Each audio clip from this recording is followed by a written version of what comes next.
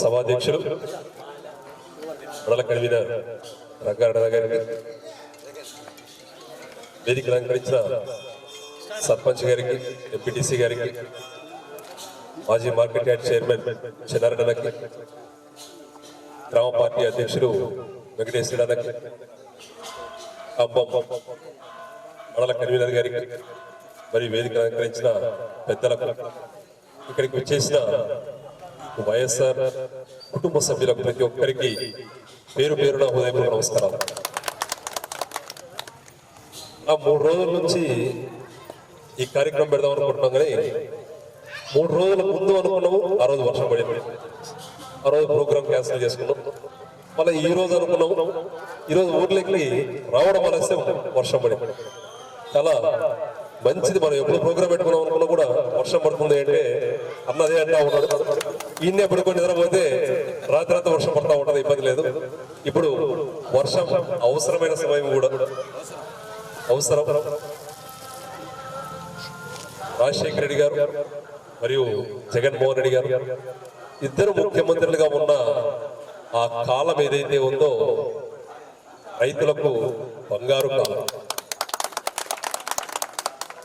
రైతులు రాజశేఖర రెడ్డి గారు ఉన్న 5.5 సంవత్సరం కానీ, జగన్మోహన్ రెడ్డి గారు 5 సంవత్సరాలు కానీ పుష్కలంగా పంటలు పండుతూ ఎటువంటి ఇబ్బందులు లేకుండా ఆ పంటకు సంబంధించి దిగుబడి కానీ, ధర కానీ, ఇన్పుట్ సబ్సిడీ ఒకవేళ అకాలంగా ఏదైనా ఇబ్బందులు అయితే జగన్మోహన్ రెడ్డి గారు వెంటనే ఇన్పుట్ సబ్సిడీ ఇవ్వడం, ఇన్సూరెన్స్ ఇవ్వడం, ఏ ఒక్క రైతు కూడా ఇబ్బంది పడిన దాఖలాలు లేవు.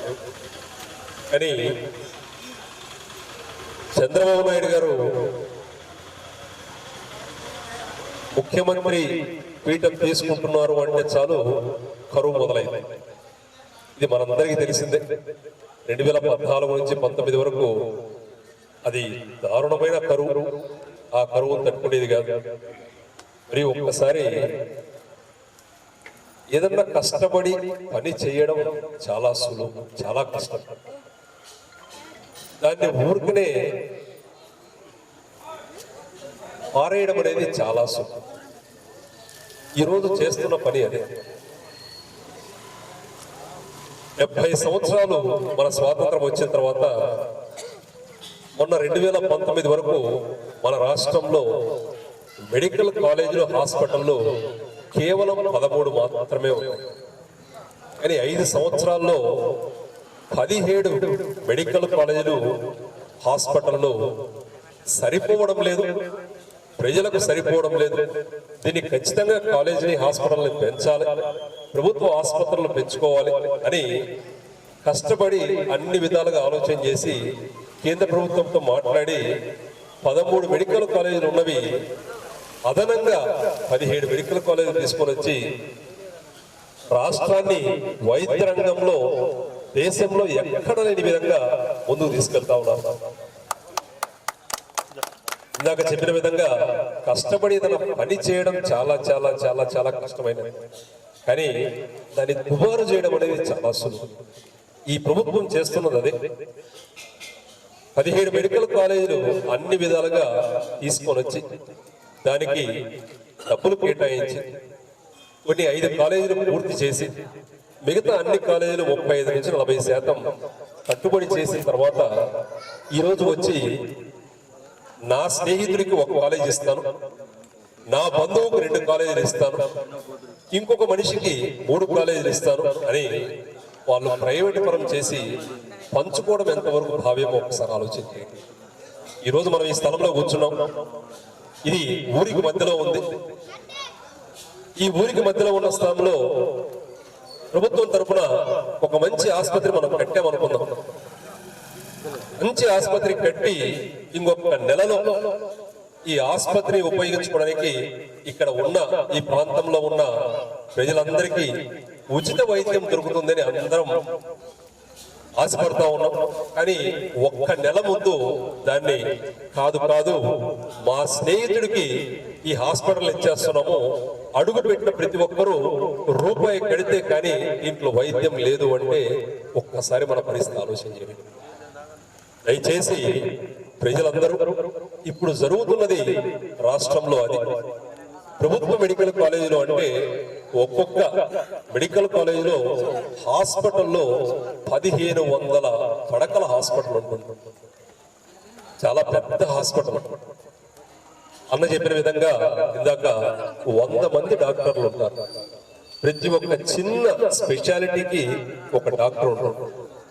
మొన్నటి వరకు ఇంకా పూర్తిగా కాలేజీ మొదలు కాలేదు.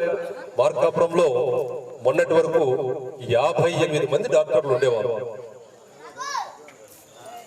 కాలేజీ మొదలు కాకముందు కేవలం మార్కాపురం హాస్పిటల్లో 12 మంది 13 మంది డాక్టర్లు ఉండేది.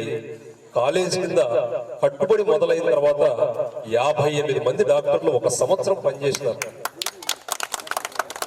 ఒక సంవత్సరం పనిచేసిన తర్వాత ఈ ప్రభుత్వం వచ్చిన 4-5 నెలలకు దీన్ని ప్రైవేట్ పరం చేస్తున్నాము అనే మాట వచ్చేసరికి ఆ 58 మందిని తీసేసి మళ్ళీ 11 మందిని చేసినారు. వెళ్ళి చూడొచ్చు మన కళ్ళతోటి జరుగుతున్న విషయాలు. ఇక్కడ నుంచి మార్కాపురం హాస్పిటల్ ఎంతో దూరం లేదు, 30-35 కిలోమీటర్లు, 40 కిలోమీటర్లు, 30. మనం వెళ్ళి చూస్తే పొద్దు నుంచి సాయంత్రం వరకు దాదాపు 700-800 ఓపీ ఉంటుంది. బయట నుంచి ప్రజలు వచ్చి ఉచితంగా చూపించుకుంటా ఉంటారు. కానీ అక్కడ ఉండేది 11 మంది డాక్టర్లు మాత్రమే. ఆ డాక్టర్లు అడగండి 5 నెలల ముందు 6 నెలల ముందు ఎంతమంది హాస్పిటల్లో డాక్టర్లు ఉన్నారని. వాళ్ళే చెప్తారు 58 మంది అని. మనం ఇక్కడ అర్థం చేసుకోవాల్సింది ఆ ఉచిత వైద్యాన్ని మనం పోగొట్టుకుంటాము. 1500 పడకల హాస్పిటల్ ఏదైతే ఉందో ఆ ఉచిత వైద్యాన్ని మనం పోగొట్టుకుంటాము. అన్ని రకాల ఆపరేషన్లు ఏవైతే ఉన్నాయో కర్నూలు మెడికల్ కాలేజీలో కానీ, గుంటూరు మెడికల్ కాలేజీలో కానీ, లేదా ఒంగోలు మెడికల్ కాలేజీలో కానీ అన్ని రకాల ఆపరేషన్లు ఏదైతే ఉచితంగా ఫ్రీగా చేస్తున్నారో అవి ఇంకా ఉండవు. ఇక్కడ ఎప్పుడైతే ఆ ప్రైవేట్ పరం అవుతుందో ప్రతి రూపాయి మనం కట్టి వైద్యం చేయించుకోవాల్సిన పరిస్థితి. దయచేసి ప్రజలందరూ ఈ ఉద్యమంలో జగనన్న ఆశయం ఒకటే, ప్రజలందరికీ ఉచిత వైద్యం అందాలి. ఈ ఉచిత వైద్యం చాలా చాలా అవసరం. విద్య వైద్యం అనేది ప్రజల హక్కు. అన్ని విధాలుగా ప్రజలకు ప్రభుత్వం చేయాల్సిన బాధ్యత. అది అర్థం చేసుకుని మనందరికీ తెలుసు దాదాపు 35,000 స్కూళ్లను బాగు చేసినారు. 17 కొత్త మెడికల్ కాలేజీని స్థాపనకి ముందుకు తీసుకెళ్లారు. విద్యా వైద్యం ఉంటే మిగతా జీవిత కాలం మనం పని చేస్తూ ఉన్న ప్రశాంతంగా బతకవచ్చు. కానీ ఈ మధ్య కాలంలో వైద్యం కోసం ఏ హాస్పిటల్కి వెళ్ళినా మనందరికీ తెలుసు దాదాపు 1,000 లక్షలు పోస్తే గానీ ఆ హాస్పిటల్ నుంచి మనం బయటికి రాలేము. ఇప్పుడున్న కార్పొరేట్ హాస్పిటల్ పరిస్థితిలో లక్షలు కట్టుకుండే పరిస్థితిలో ఎవరు లేరు. అందుకోసమే ఎన్ని గవర్నమెంట్ హాస్పిటల్ ఉండి ఉచిత వైద్యం కార్పొరేట్ హాస్పిటల్ కంటే ధీటుగా ఉచిత వైద్యం చేయగలిగే పరిస్థితి ప్రభుత్వం తీసుకొని రావాలి అనే ఆలోచనతోటే జగనన్న ఈ 17 మెడికల్ కాలేజీలో హాస్పిటల్ మొదలుపెట్టింది. ఈ రోజు దాన్ని ప్రైవేట్ పరం చేస్తే ఉచిత వైద్యం అనేది పూర్తిగా కరువవుతుంది. మళ్ళీ మనం జోబులో నుంచి ఖర్చు పెట్టుకోవాలి. రోజువారీ కష్టం ఏదైతే మనం చేస్తామో ఆ రోజువారీ చేసిన కష్టం మనం సంవత్సరం పాటు కష్టపడితే ఒక్కసారి హాస్పిటల్కి వెళ్ళామంటే మనం 4 నెలల కష్టం 5 నెలల కష్టం ఒకేసారి కట్టుకొని వచ్చేయాలి. ఇది ఒక్కసారి ప్రభుత్వం అర్థం చేసుకోవాలి. 1కి 10 సార్లు 20 సార్లు 40 సార్లు జగనన్న వారికి చెప్పి చూసినారు. కానీ ఇది ఉద్యమంగా ముందుకు వెళ్తేనే మంచిదనే ఆలోచనతోటి ఆ ఉద్యమంగా 1,00,00,000 సంతకాల కార్యక్రమాన్ని ముందుకు తీసుకెళ్తా ఉన్నారు. ఈ 1,00,00,000 సంతకాల కార్యక్రమంలో ఒక్కొక్క సంతకం మనకు ఒక్కొక్క కుటుంబం నుంచి వస్తే దాదాపు 1,00,00,000 కుటుంబాలు కలిసి ముందుకు అడుగు వేశాయి. గవర్నర్ గారు దయచేసి అర్థం చేసుకోండి, ఈ 1,00,00,000 కుటుంబాలకు ఉచిత వైద్యం చాలా చాలా అవసరము. ఈ 1,00,00,000 కుటుంబాలకు వారి పిల్లలు ఎవరైతే చదువుతున్నారో ఆ వైద్య విద్య ఫ్రీగా చదువుకోవడం చాలా చాలా అవసరము. ఇది మీరు అర్థం చేసుకొని ప్రభుత్వానికి చెప్పి ఈ ఉచిత వైద్యాన్ని రాష్ట్రంలో కాపాడండి అనే ఆలోచనలో భాగంగానే ఈరోజు ఈ ప్రజా ఉద్యమం కోటి సంతకాల కార్యక్రమం. మనం ఇంకొక విషయం అర్థం చేసుకోవాల్సింది, మనం ఈ మధ్యన అయితే నూతనంగా జిల్లా వచ్చింది, కానీ దానికంటే ముందు ప్రకాశం జిల్లాలో రాష్ట్రంలో ఏ జిల్లా తీసుకున్నా కూడా ఒకటే ఈ 17 కొత్త మెడికల్ కాలేజీలతో కలుపుకొని ఒక్కొక్క జిల్లాకి ఒక్క మెడికల్ కొత్త కాలేజీ, ఒక్క కాలేజీ మాత్రమే ఉంది. అంటే 13, దానితో పాటు ఈ 17 తీసుకుంటే దాదాపు 27 నుంచి 30 మెడికల్ కాలేజీలు ఒక్కొక్క జిల్లాలో ఒకటే ఉండేది. కానీ మన ప్రకాశం జిల్లాలో 2వది మార్కాపురికి జగనన్న ఇచ్చినారు. కేవలం దేనికి అంటే జగనన్న దగ్గరికి వెళ్ళి లెటర్ అట్లా పెట్టడం ఆలస్యం, ఒక్క నిమిషం ఆ లెటర్ని చూసి పశ్చిమ ప్రకాశానికి 2వ మెడికల్ కాలేజ్, పశ్చిమ ప్రకాశానికి మెడికల్ కాలేజ్ చాలా చాలా అవసరము, అక్కడ వైద్యం చాలా అవసరము అని ఒక్క నిమిషంలో 400 కోట్ల నుంచి 450 కోట్లు ఖర్చు అయ్యే ప్రాజెక్ట్ వెంటనే సంతకం పెట్టినారు. ఇది ప్రజలు అర్థం చేసుకోవాలి. ఇక్కడ మన పరిస్థితులు జగనన్న ఆలోచన చేసి ఒక్క నిమిషంలో మెడికల్ కాలేజ్ శాంక్షన్ చేస్తే ఆ ఒక్క నిమిషంలో ఇప్పుడున్న ప్రభుత్వం వారి సొంత వాళ్ళకు దాన్ని దానం చేస్తా ఉన్నారు. ఇందాక అన్న చెప్పిన విధంగా ఇది 1 సంవత్సరం 2 సంవత్సరాలు ఇచ్చే ప్రైవేట్ పరం కాదు. ఒక్కసారి దాని మీద సంతకం పెడితే 66 సంవత్సరాల నుంచి 99 సంవత్సరాల వరకు వారి ఆ కుటుంబం ఎవరైతే ఆ ప్రైవేట్ పరం తీసుకుంటారో వారి తదనంతరం దానికి అన్ని హక్కులు వాళ్ళకు వస్తాయి. అది పూర్తిగా ప్రైవేట్ పరం అవుతా ఉంది.